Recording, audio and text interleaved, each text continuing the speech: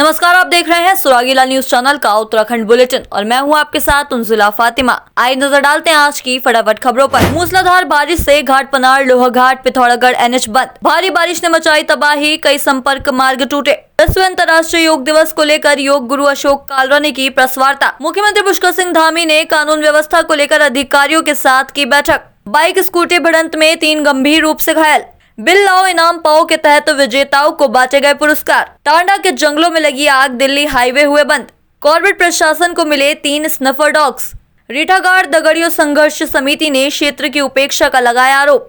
विद्युत कटौती के खिलाफ कार्यालय में लोगों ने की तालाबंदी। SSP अल्मोड़ा के निर्देश पर बारिश के मौसम के दृष्टिगत अल्मोड़ा पुलिस अलर्ट। हल्द्वानी में आयोग की सुनवाई में अधिकारियों को लगाई फटकार। बरसात के मद्देनजर फीका नदी का पूर्व विधायक ने किया निरीक्षण। पेयजल संकट को लेकर पूर्व विधायक ने मुख्यमंत्री को लिखा पत्र। उजाड़े जाने के डर से जिलाधिकारी कार्यालय पर किया प्रदर्शन। पूर्व दर्जा मंत्री बिट्टू कर्नाटक ने जंगलों की आग से निपटने के लिए ठोस रणनीति बनाने की उठाई मांग। रामनगर पहुंचे पूर्व मुख्यमंत्री हरीश रावत। अब खबरें विस्तार से। जिले के घाट सिंगदा क्षेत्र में आधे घंटे हुई मूसलाधार बारिश ने भारी तबाही मचाई। बारिश से घाटपनार NH कई जगह बंद हो गया, जिस कारण NH के दोनों ओर कई वाहन व यात्री फंस गए। बारिश इतनी तेज थी कि बारिश के पानी के साथ भारी मात्रा में मलबा पहाड़ी से सड़क में आ गया।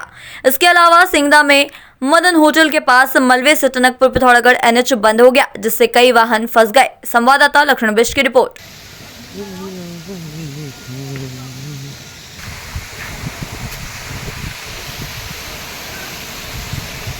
बुधवार देर शाम हुई आफत की बारिश ने चंपावत जिले के बाराकोट ब्लॉक के चौमेली क्षेत्र में मौलानी व जमरेड़ी गांव में भारी तबाही मचाई है। सड़कें व गांव के रास्ते नदी नालों में तब्दील हो गए। मौलानी के सामाजिक कार्यकर्ता टिंकू धामी ने बताया कि भारी बारिश से मौलानी में बादल फटने जैसे हालात पैदा हो गए। बारिश का पानी गाँव में घुस आया, जिस कारण खेतों व रास्तों को भारी नुकसान पहुँचा है। संवाददाता लक्ष्मण बिष्ट की रिपोर्ट।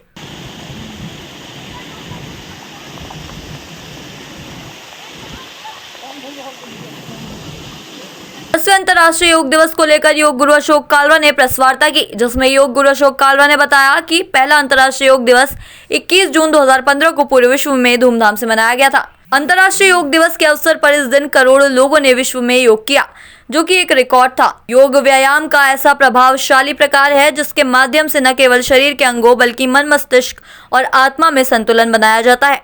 यही कारण है कि योग से शारीरिक व्याधियों के अलावा मानसिक समस्याओं से भी निजात पाई जा सकती है। संवाददाता दुर्गेश तिवारी की रिपोर्ट।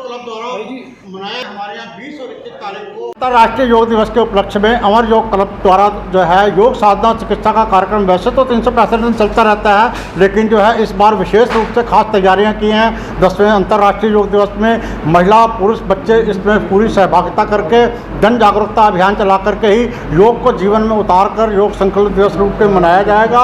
और इस दिन जो है संकल्प कराया जाएगा कि रोजाना कैसे आप योग करके अपने तन और मन को स्वस्थ रख सकते हैं। इसलिए जो है सिटी क्लब में 5:30 बजे से लेकर ये कार्यक्रम प्रारंभ होगा। अधिक से अधिक लोग सहभागिता करें।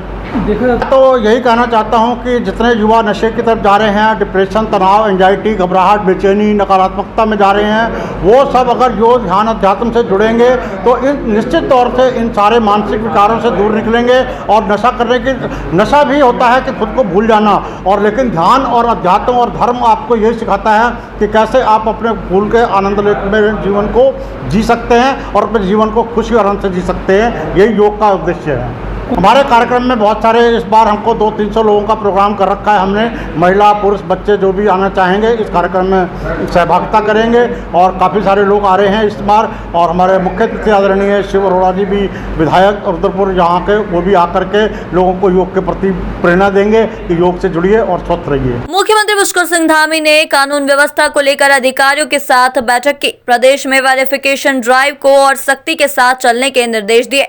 प्रदेश में होने वाली कांवड़ यात्रा के प्रबंधन और संचालन को लेकर अधिकारियों के साथ चर्चा की। कांवड़ यात्रा के प्रबंधन की विस्तृत कार्य योजना बनाने के निर्देश भी दिए। संवाददाता सुनील राज की रिपोर्ट। गुरुवार सुबह लोहाघाट खेती खान सड़क में कोली के पास स्कूटी और बाइक में आमने सामने जोरदार भिड़ंत हो गई, जिसमें 4 लोग घायल हो गए, जिनमें 3 की हालत गंभीर है। आनंद फानन में लोगों के द्वारा चारों घायलों को लोहाघाट उप जिला चिकित्सालय भेजा गया, जहां डॉक्टरों ने घायलों का प्राथमिक इलाज कर चंपावत जिला चिकित्सालय को रेफर कर दिया। संवाददाता लक्ष्मण बिष्ट की रिपोर्ट। ये बाइक कहाँ को जा रही थी अंकित? तो 4 एक्सीडेंट हो के आए हैं, उसमें से एक की हालत तो ठीक है, बाकी 3 थोड़े नाजुक हैं, तो उनको हम आगे भेजना चाह रहे हैं। इसमें अंशु बेस्ट है, उनकी जो है थोड़ा वो बेहोशी हो रही है, तो इसलिए सीटी करा के वो स्पेशलिस्ट को दिखाएंगी। बाकी जो संदीप पाटनी है, उनके जो है मुंह में काफ़ी चोट आई है, तो उनको ओरल सर्जन के लिए हम रेफ़र करना चाहेंगे। और जो हमारा सौरभ है, इसको थोड़ा मुंह में ही चोट आई है और लेसरेशंस भी हैं, तो उसके लिए सर्जन रेफरेंस के लिए हम आगे भेजेंगे। सर से बाहर जो संदीप पाटनी है, उसका थोड़ा लग रहा है ज़्यादा चोटें आई हैं, बाकी जो तीनों हैं वो ठीक है। बिल लाओ इनाम पाओ योजना के तहत मार्च के विजेताओं के लकी ड्रॉ निकाले गए। योजना के तहत 1500 विजेताओं, जिसमें 500 विजेताओं को स्मार्टफोन, 500 विजेताओं को स्मार्ट वॉच और 500 विजेताओं को एयरपॉड्स वितरित किए गए। वित्त मंत्री प्रेमचंद अग्रवाल ने कहा, योजना 1 सितंबर 2022 को लागू हुई थी, जो 31 मार्च 2024 को समाप्त हो गई थी। संवाददाता सुनील राज की रिपोर्ट।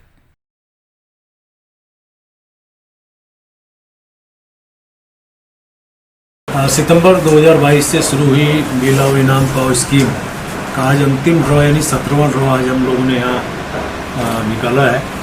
और आप जानते हैं कि जिस प्रकार से 1500 लाभार्थियों को इसमें इनाम मिलते हैं, 500 स्मार्टफोन, 500 स्मार्ट वॉचेस और 500 एयरपोर्ट्स हम लोग देते हैं। तो मैं सबको पहले बधाई दे रहा हूँ जिन 1500 लाभार्थियों को ये सब इनाम यहाँ मिल रहे हैं। और खुशी की बात यह है कि अभी तक हमारे इस पूरी स्कीम में 86,905 उपभोक्ताओं का रजिस्ट्रेशन हुआ, यानी वो रजिस्टर्ड उपभोक्ता हमारे यहाँ है। और 6,39,057 बिल अपलोड हुए और जिसकी जो बिल मूल्य है लगभग 272 करोड़ के लगभग है, यानी कि हमें हर दृष्टि से इसमें लाभ हुआ। और मैं देख रहा हूँ कि बहुत से लोगों ने, बहुत बड़ी संख्या में लोगों ने बिल अपलोड किए हैं। अगर जैसे टिहरी के मुकेश रावत हैं, उन्होंने 286 बिल अपलोड किए। ऐसे ही रविंद्र हैं टिहरी के, उन्होंने 215 बिल अपलोड किए। और प्रदीप खरोला हैं देहरादून के, उन्होंने 185 बिल अपलोड किए। कॉर्बेट टाइगर रिजर्व को 3 स्निफर डॉग प्राप्त हुए हैं। ITBP, traffic India, WWFO, Uttarakhand one विभाग का ये कोलैबोरेटिव प्रोजेक्ट है। बता दें कि ये स्निफर डॉग्स आसानी से संदिग्ध लोगों को चिन्हित कर सकते हैं। कॉर्बेट पार्क की सबसे संवेदनशील बाउंड्री वाली सीमा पर इन डॉग्स से गश्त कराई जाएगी। संवाददाता राजीव अग्रवाल की रिपोर्ट।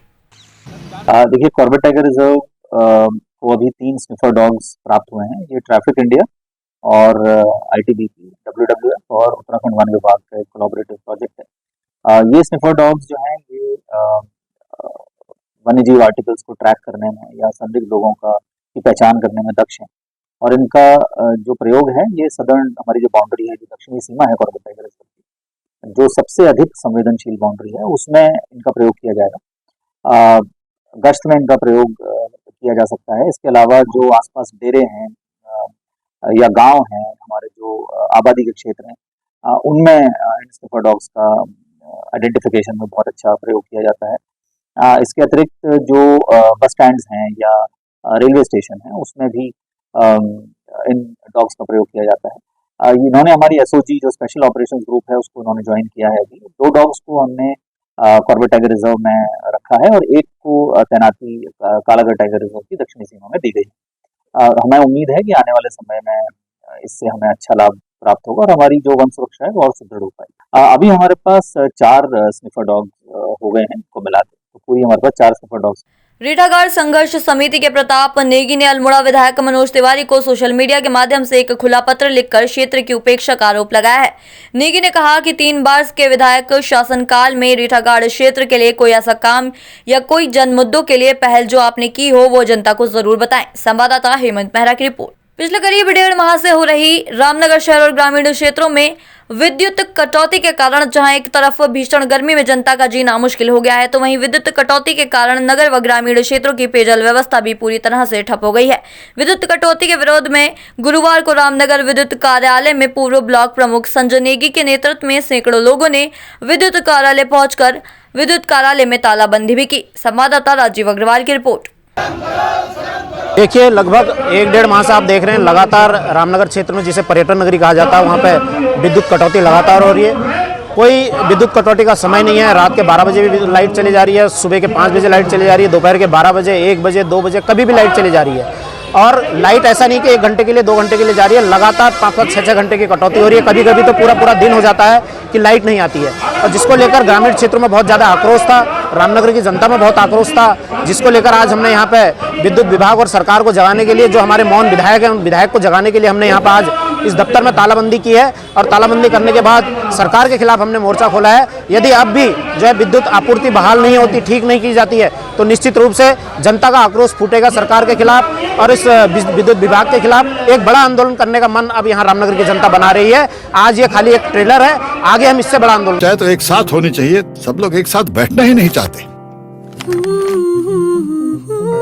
पापा, try this.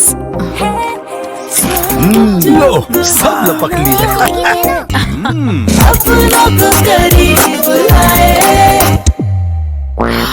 ये क्या हाल कर दिया है रूम का? बस कल से चाय। कल से चाहे मेरे रूम में।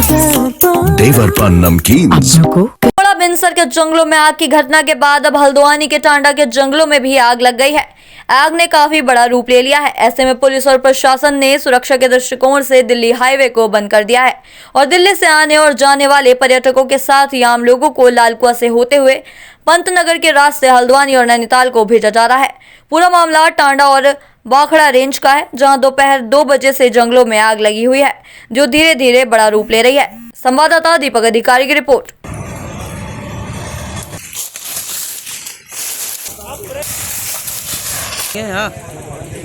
आग लगी, फायर ब्रिगेड है वहाँ पर। एसएसपी देवेंद्र पिंचा द्वारा आगामी बारिश के मौसम को देखते हुए जनपद के समस्त पुलिस बल को अलर्ट करते हुए आपदा उपकरणों को कार्यशील दशा में रखने के लिए निर्देशित किया गया है। इसके चलते सीओ अल्मोड़ा विमल प्रसाद के पर्यवेक्षण व थाना अध्यक्ष दनिया विजय सिंह नेगी के नेतृत्व में एएनटीएफ प्रभारी सुनील धानिक व दनिया पुलिस टीम द्वारा आगामी बारिश के मौसम के दृष्टिगत थाने को आवंटित आपदा उपकरणों को चेक किया गया। सभी उपकरण कार्यशील दशा में पाए गए। संवाददाता हेमंत मेहरा की रिपोर्ट। अल्पसंख्यक आयोग द्वारा सर्किट हाउस में जन सुनवाई की गई, जिसमें विभिन्न विभागों और पुलिस से उत्पीड़ित लोगों ने आयोग में शिकायत की थी, जिसमें आयोग की उपाध्यक्ष मजहर नईम नवाब ने अधिकारियों के साथ जन सुनवाई करते हुए कई विभागों के अधिकारियों को फटकार भी लगाई। संवाददाता दीपक अधिकारी की रिपोर्ट। ये हमारे पास लगभग 55 मामलों का हमने जो है ये सुनवाई का रखा है आज, और इसमें हमने 20 मामले सुन लिए हैं। 20 मामलों में संबंधित अधिकारी जो उन मामलों से संबंधित थे उनको हमने सुना है। जिन अधिकारियों की लापरवाही और जिन अधिकारियों ने उत्पीड़न किया है, उत्पीड़न अगर साबित होता है तो उनको हमने पहली वार्निंग देनी होती है और विभाग को ये नोटिस दिया जाता है कि आप इस अधिकारी के खिलाफ कार्रवाई करो। एक मामला अल्मोड़े से सना परवीन का था, जिसको 2 वर्ष में न्याय मिला है आयोग के माध्यम से, और उसका उत्पीड़न हुआ था। हमने यहाँ के कुल सचिव को बुलाया था और कुल सचिव को ये आदेश किया है कि आपको लास्ट वार्निंग दी जाती है। ये तीसरा मामला यूनिवर्सिटी का है। अगर इस तरीके के उत्पीड़न यूनिवर्सिटी में हुए तो हम जो हमें अधिकार दिए गए हैं आयोग को, उन अधिकारों के तहत हम मुकदमा दर्ज कराएंगे। बरसात सत्र शुरू हो गया है। बरसात को लेकर सरकार और जिला प्रशासन भी सतर्क नजर आ रहे हैं, जिसको लेकर पहले ही नदी नालों की सफाई का कार्य भी जोरों पर है। पूर्व विधायक शैलेंद्र मोहन सिंगल ने राजपुर गांव पहुंचकर फीका नदी पर बने बंदे का निरीक्षण किया, साथ ही सिंचाई के अधिकारियों के साथ बातचीत की। संवाददाता दीपक चौहान की रिपोर्ट।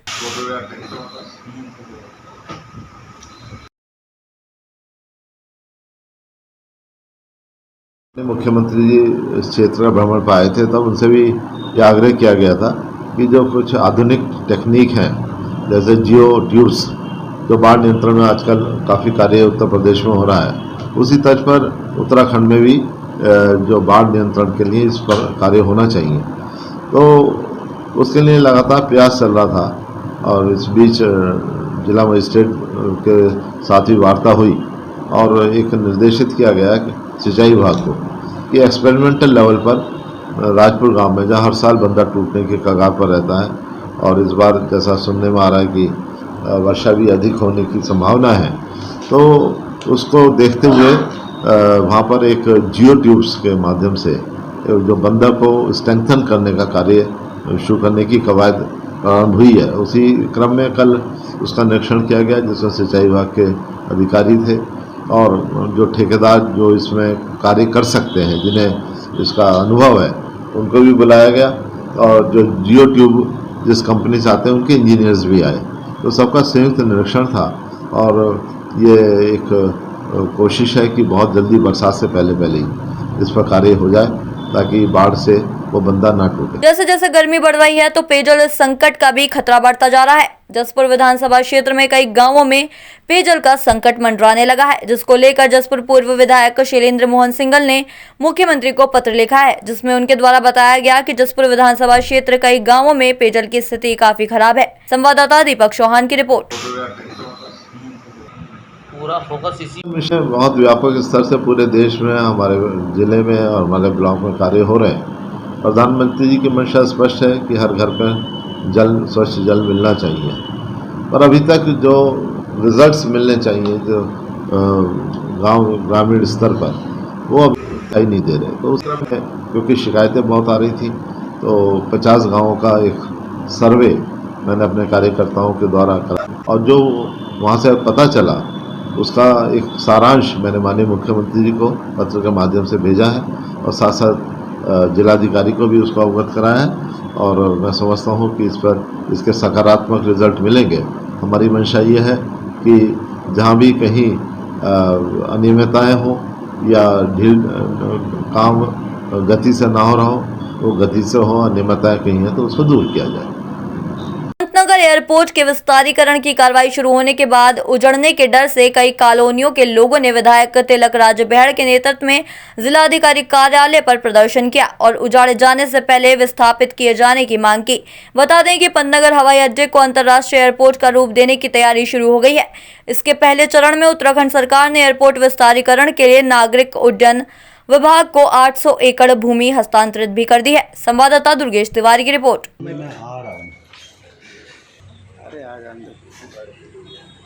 एयरपोर्ट बने हमें कोई आपत्ति नहीं है, और साथ में जो बस्तियां हैं। देखिए, लगातार पद्मनगर एयरपोर्ट के विस्तारीकरण की बात हो रही है। अभी मुख्यमंत्री ने कहा कि 800 एकड़ जमीन जो है नागरिक उड्डयन विभाग के नाम दर्ज हो गई है, एक्वायर कर ली गई है, जिसमें यूनिवर्सिटी की जमीन है ज़्यादातर। उसके साथ ही लगा हुआ एयरपोर्ट के साथ हमारी कई बस्तियां हैं, संजय नगर, मस्जिद कॉलोनी और कई कॉलोनियां हैं जहाँ कॉलोनी की। तो बड़ा एक चर्चा है कि साहब उनको भी हटाया जाएगा, एक भय का वातावरण बना हुआ है। तो उसके लिए हम लोग डीएम साहब के पास आए थे कि हमें स्पष्ट किया जाए कि क्या 276 खसरा नंबर जो है उसमें ये कॉलोनियां आती हैं नहीं आती हैं। क्या फ्लाइंग जोन एक पक्ष कह रहा है, प्रशासन का कि पीडब्ल्यूडी कह रही है कि साहब फ्लाइंग जोन में आते हैं, ये जब फ्लाइंग होगी जोन में आ जाएंगे तब भी हटेंगे। उसके बगल में एयरपोर्ट के बगल में बस्तियां नहीं होनी चाहिए, बिल्डिंग नहीं होनी चाहिए, मकान नहीं होने चाहिए।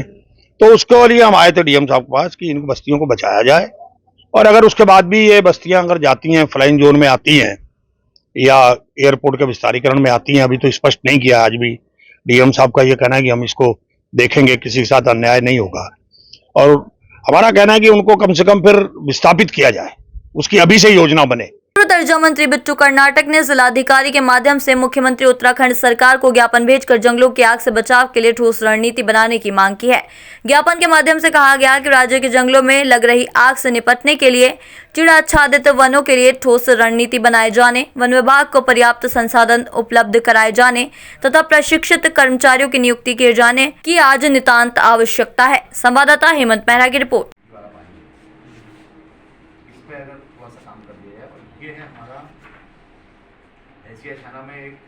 चाहे तो एक साथ होनी चाहिए, सब लोग एक साथ बैठना ही नहीं चाहते। पापा, try this. लो, सब लपक लिए।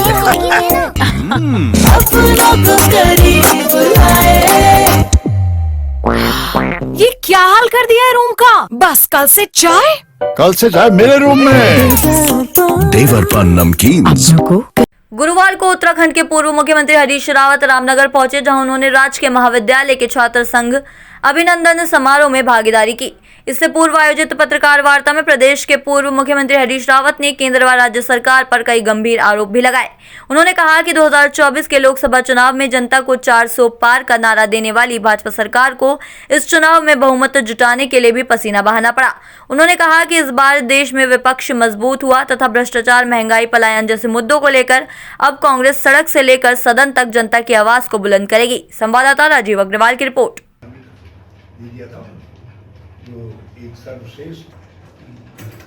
इस समय उत्तराखंड में लोकतंत्र को शक्ति देने के लिए कांग्रेस को विजयी बनाएंगे। लोकतंत्र की गाड़ी दो पहियों पर चलती है, आपने एक ही पहिए में हवा भरे जा रहे, दूसरे पहिए में हवा ही नहीं भरे जा रहे। आपके सवाल कौन उठाएगा? बेरोजगारी का सवाल कौन उठाएगा? महंगाई का सवाल कौन उठाएगा? जो विकास नहीं हो रहा है, अब गांव के अंदर रास्ते खुदे पड़े हैं, कोई ठीक ही नहीं कर रहा है। ये बरसात गाँवों की बड़ी कठिन होने जा रही है। बिजली की कटौती से, अघोषित कटौती से सारा राज्य त्रस्त है। पेयजल का संकट है। जंगलों को आग के हवाले कर दिया गया है, गाँवों को गुलदार के हवाले कर दिया गया है। ये बड़ी कठिन परिस्थितियां हैं। 4 धाम यात्रा ठीक से मैनेज नहीं हो रही है। आखिर जब आप विपक्ष की आवाज़ को कुछ ताकत देंगे तभी तो विपक्ष सरकार के ऊपर अंकुश रखेगा, तब तो करेगा। तो हम ठीक तरीके से अपने विपक्ष धर्म को निभाने के लिए जनता से कह रहे हैं कि इन दोनों उपचुनावों में हमको शक्ति दीजिए, हमें विजयी बनाइए, ताकि हम ठीक से लगाम कस सकें, संसद से लेकर के, सदन से लेकर के सड़क तक लड़ाई को आगे बढ़ाएं। बस इतना ही। ऐसी सभी खबरों के लिए जुड़े रहिए सुरागी लाल न्यूज चैनल के साथ। धन्यवाद।